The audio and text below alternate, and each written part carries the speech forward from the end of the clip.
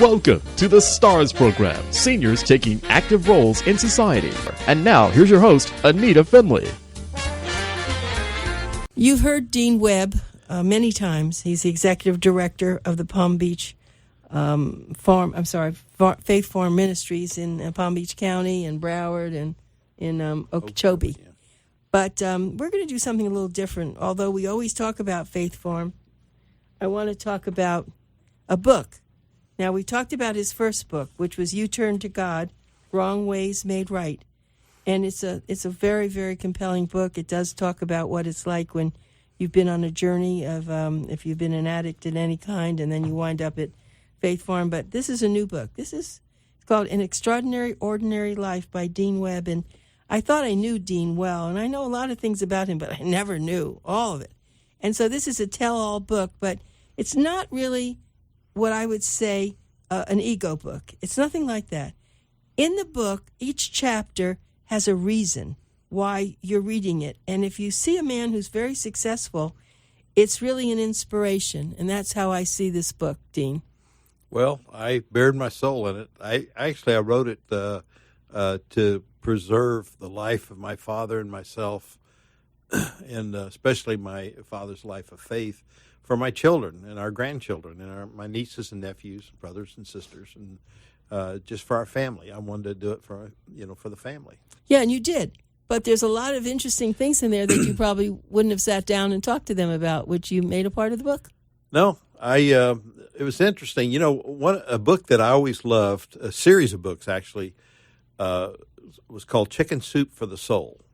And they were written in 2 to 4 page vignettes that I could read at a stoplight, and the light changed. I put the divider in there and go off, and next, I could just read little vignettes, little short stories, and it was so easy to read. It wasn't like a large novel or something. And I determined that I just one day listed all the unusual things that had happened to me in my life and just did little bullet points, and then I decided just to write a quick little chapter about each one of those. And that's what he did. I mean, there are so many. I didn't count them.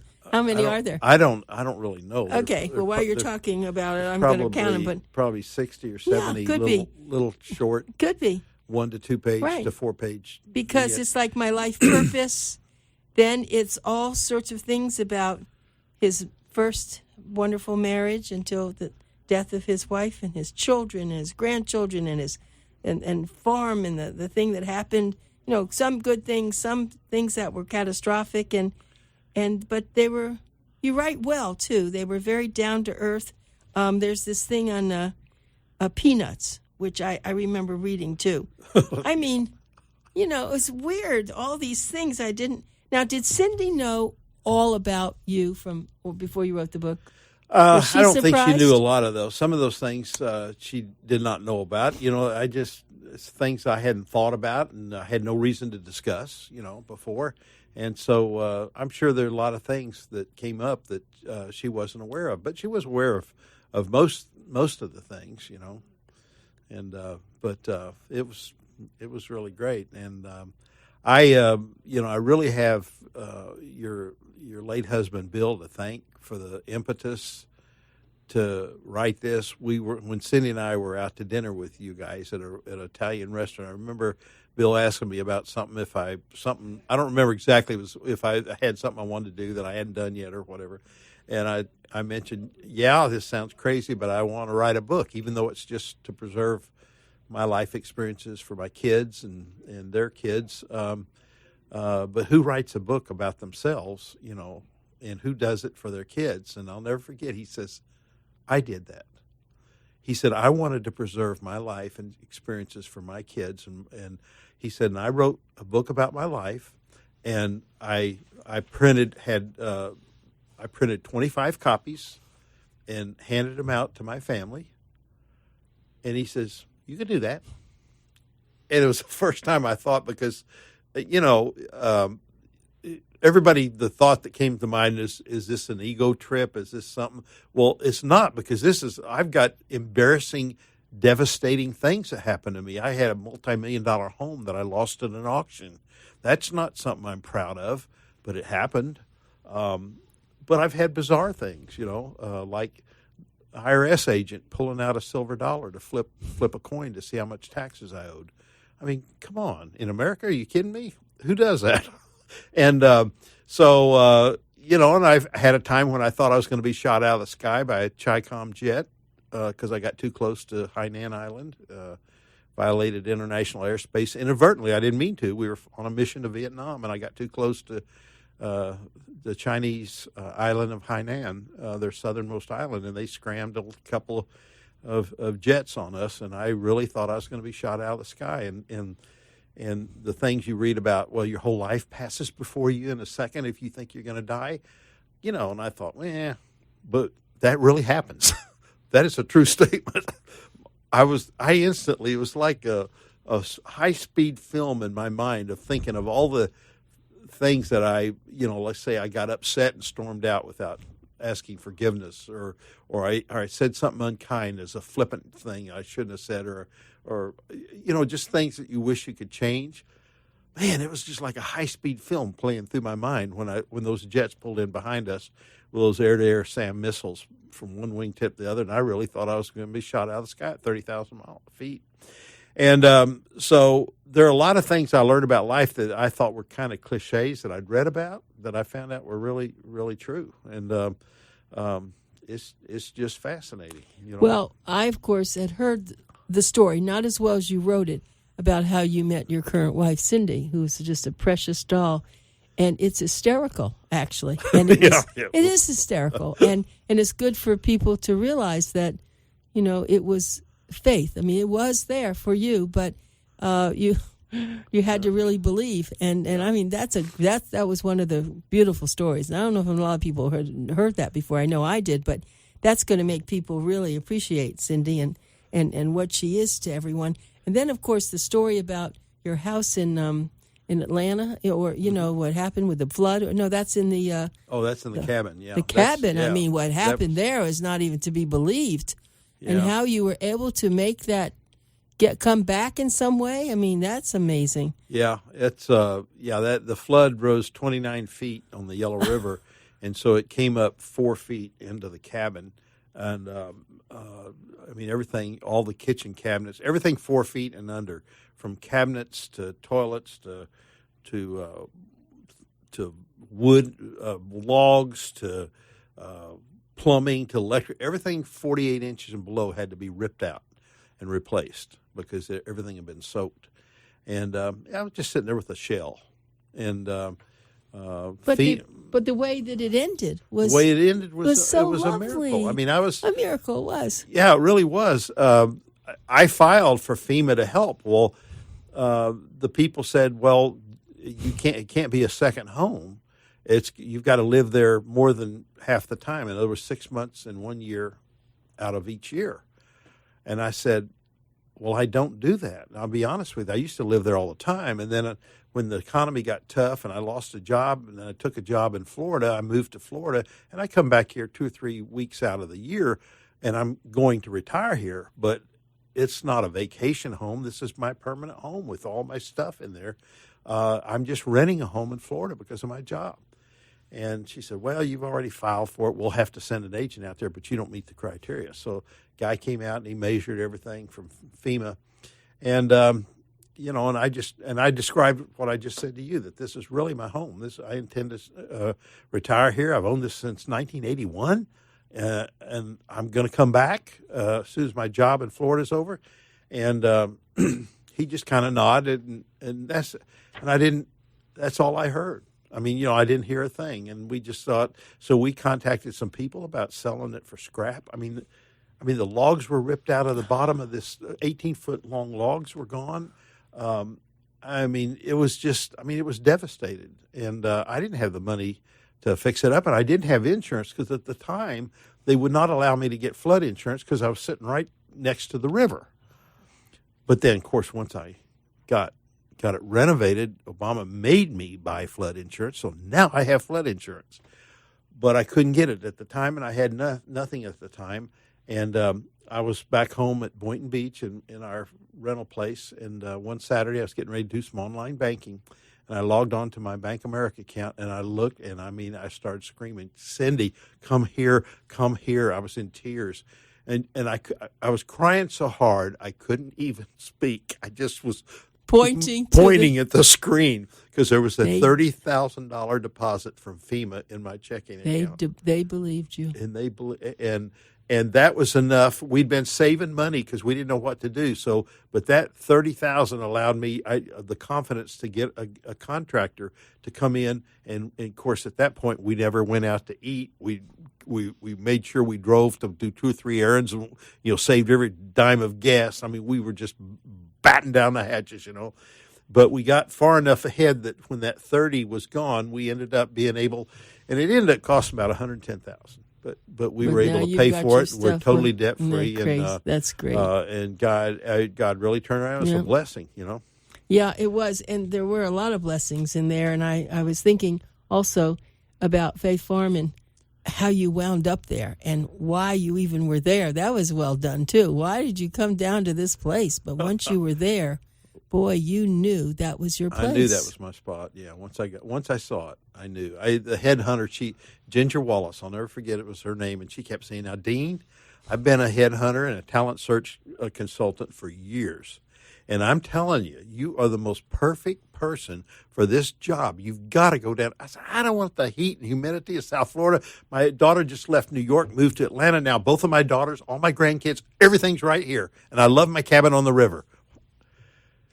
And one day, I was with my brother in Orlando. He was always getting awards as a big investment guy, and he could take a guest free with him. So I was so broke, I said, "Yeah, I'll go with you. It's free vacation." Sitting by the pool, and the phone rang, and I didn't take Ginger's calls, but the sun was so bright I couldn't. I didn't hear that. I could not see who was on the phone, so I went ahead and answered. And, "Hey, Dean, this is Ginger." And I thought, "Oh God," I was snookered by the sun. She said, "Where are you?" And I says, "Well, you won't believe it. I'm sitting around a pool here in Orlando." "Orlando, Florida?" She said, "Oh my God, you're halfway there." I said, "Where?" She said, "Halfway to Faith Farm." She said, "This is Sunday. You need to cancel your flight back to Atlanta and rent a car and drive down there and go look at the 3 farms because there's a board meeting Tuesday night for them to decide. So you need to take tomorrow, Monday, and go down and do that." But at this time, you didn't have another job, though. No, I didn't have another job. So anyway, I said, "Oh, okay," because she was relentless. I've been fighting her for 90 days.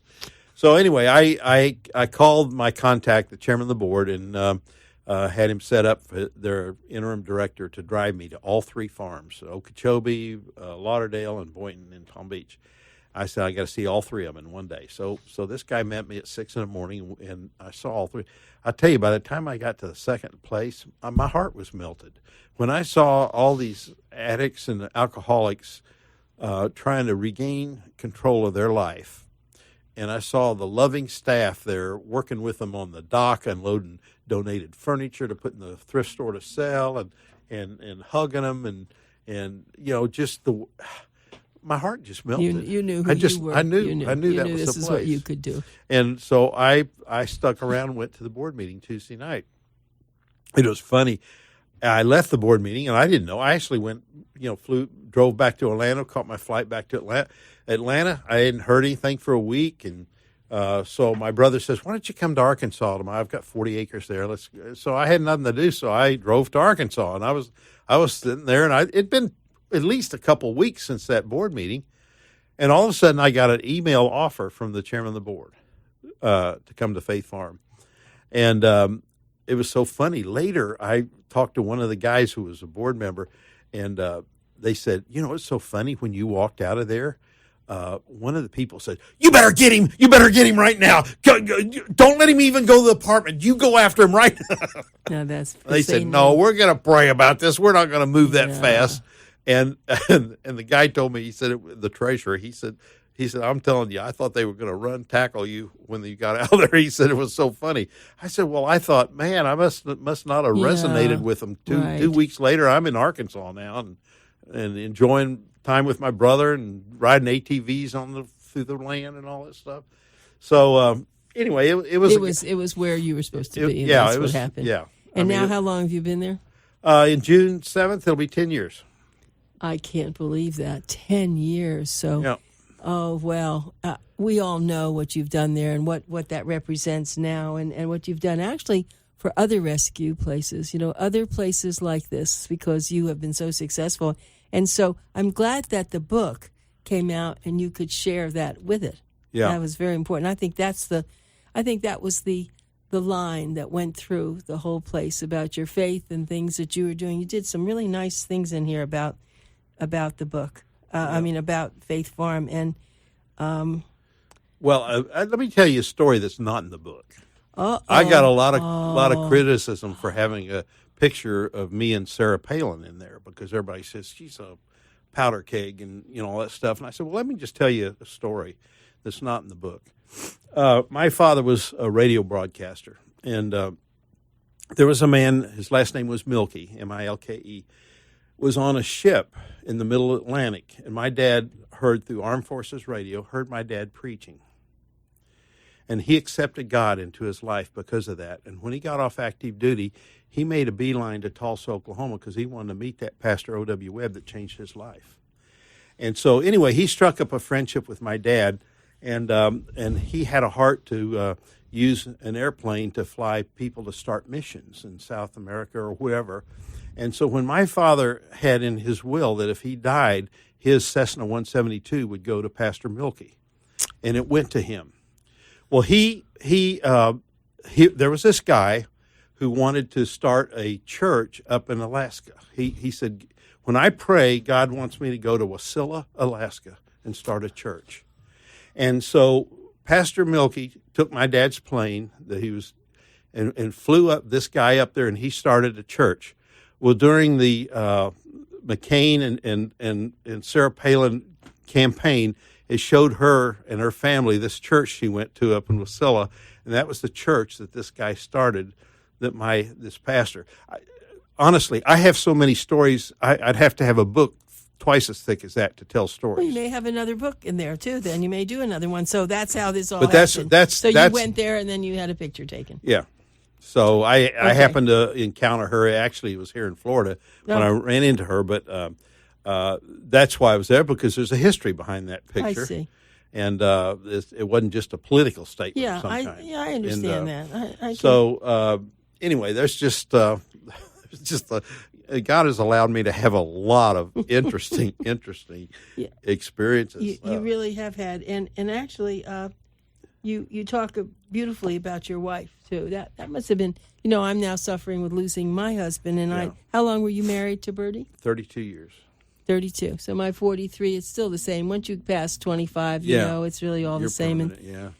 And that took you a while, didn't it? Oh yeah, that was really tough. The shocking thing about her now she wasn't out and about like you are. She was a stay-at-home mom with raising our two daughters, and sometimes I go on a business trip and she would travel with me and meet people. But basically she never taught Sunday school, never spoke at a church, was never never joined a women's group. She never worked outside of the home. She had nothing or never on the radio or anything like that. But yet when she passed away, I was at the funeral home, and Dr. Johnny Christ, who started several churches in Atlanta, came up and said, Dean, he said, all right, where are you going to hold the funeral for Bertie? And I said, well, in the chapel here. He said, how many people at seats? And I said, 320. He said, have you looked at the guest book? You're on the second guest book. You've had over 1,000 signatures from 30 states. And he said, that's not going to hold that place for that funeral. I said, you got to be kidding me. He said, no, go in there and look. And I said, Johnny, I said. It was because of you, though, wasn't it? I don't know. No. The reason I don't know that is I'll tell you. The day she died at 2:30 in the morning, the next morning I had to go to the bank to get some money, and I'm in the car, and it's like 9:30, 10 o'clock, something like that. And I'm on WSB, the talk radio show in Atlanta, and here a guy comes on and says, well, he said he was a state representative, and they said, so are you doing anything special today? He said, yeah. He said, I've got a emergency thing drafted, for us to pass to make it Bertie Webb Day. And it's a resolution that we want to pass to have on the books to honor her. She passed away after midnight last night. And I'm sitting there driving my car, Anita, and I'm going, well, now how how do they know about her? I mean, to make it Bertie Webb Day in Georgia. I mean, come on. So anyway, in the book, I've got the resolution that they passed honoring her. So when Johnny Chris said that, I was still shocked that people were coming away. So I said, Johnny, I'm in too much grief. I can't think about this. And thank God for close friends. He says, would you trust me to handle it? And I said, yeah, whatever. Just do whatever. So he went to the funeral home and says, Dean's not going to hold the funeral there. He's got to have another location. He went a mile and a half down the street, the Baptist church that had a big gymnasium with a stage in one side of it. And he asked if he could use that for memorial service tomorrow afternoon at 3:30. So he made up little maps, little changes. So when the cars lined up coming to the funeral at 3 o'clock in the afternoon, they got a little map to make a U-turn, go back down to the church and turn to the first light and turn left and go to the gymnasium. So we had enough to hold. There were almost 1,500 people there. So we had enough to hold enough people for her funeral. But to this day, I do not know. She was one of these people. Because I never saw anything in the book about this. About what happened. Yeah. So you don't know to this day? Oh, on why? No. Yes. No, I just you don't know. No, I have no idea. No. Are you serious? To this day, I have no idea how a stay-at-home mom could influence so many people. You don't think it was because of your being that person influencing so many people, and she was your mate? I mean, it could have been. That's be a little bit surprising, but I mean, it could have been, but I just don't know. Now, that is amazing. That is the most amazing thing. What do your daughters think? They think that their mom was the most wonderful thing everybody had ever. I'll tell you what, it could have been her because I went back to Snellville, Georgia. Okay, where their motto is everybody's somebody in Snellville. Well, I went to this little barber shop and there's a lady there. So I was sitting there talking, and she said, "So are you live around here?" I said, "Well, I used to." And I told her where I live, and she says, "Oh, that place with that little cabin?" And I said, "Yeah." And she said, because my daughter had a riding stable and everything, and she trained, and she said, "Your wife's name wasn't Bertie, was it?" And I said, "Yes." She said, "Oh, she was my best friend." I went, "Your best friend?" That's what everybody said about her. She made everybody feel so loving. They always said she was my best. She said, "Yeah, when my kids, I took them to horseback riding for your daughter, Christy, and I would walk over to the cabin, and Bertie and I would sit on the deck by the rapids, and we would just talk." And she said it was some of the most memorable times of my life. And I thought, well, everybody that she met said, "Oh, she's my best friend." I mean, she made you feel like that. When you were talking to her, her eyes were totally on you. She wasn't looking around or anything. And so she endeared herself to everybody. But and I had investors when I was in the syndication business in 30 different states. I had like Carol Yepremian of the Dallas Cowboys, the big kicker. I had some good people in my investments. But when she traveled with me, all the wives just loved her. But still, it's hard for me to imagine somebody making an impact like that on somebody's life as a housewife. Well, let me just tell everybody now, you're listening, of course, to Dean Webb, and you know that he is the CEO, president of Faith Farm, and we always talk about Faith Farm. In fact, I'm going to their big graduation on Sunday, which I adore, but what we want you to do is buy this book, and it's going to be the best, most interesting book you've probably ever read, especially now that you know a lot about Dean because he's been on the radio with us. But it is just a lovely, lovely book, and it's called An Extraordinary Ordinary Life by Dean O. Webb. The way you can get is go to Amazon.com. It's only $14.95.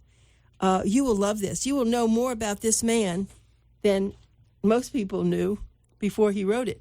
I knew some of it, and it's written so beautifully, and there are a lot of stories. Actually, we don't know. There could be 50 different little chapters, small chapters, but they're so heartfelt. They're so beautiful. So many things in here, and then you'll know how he met his wife, too. I'm not telling anybody. You'll have to read it to know that. But he is now so important down here in Faith Farm, and we almost didn't get him. And that's what you'll read about, too. But you're...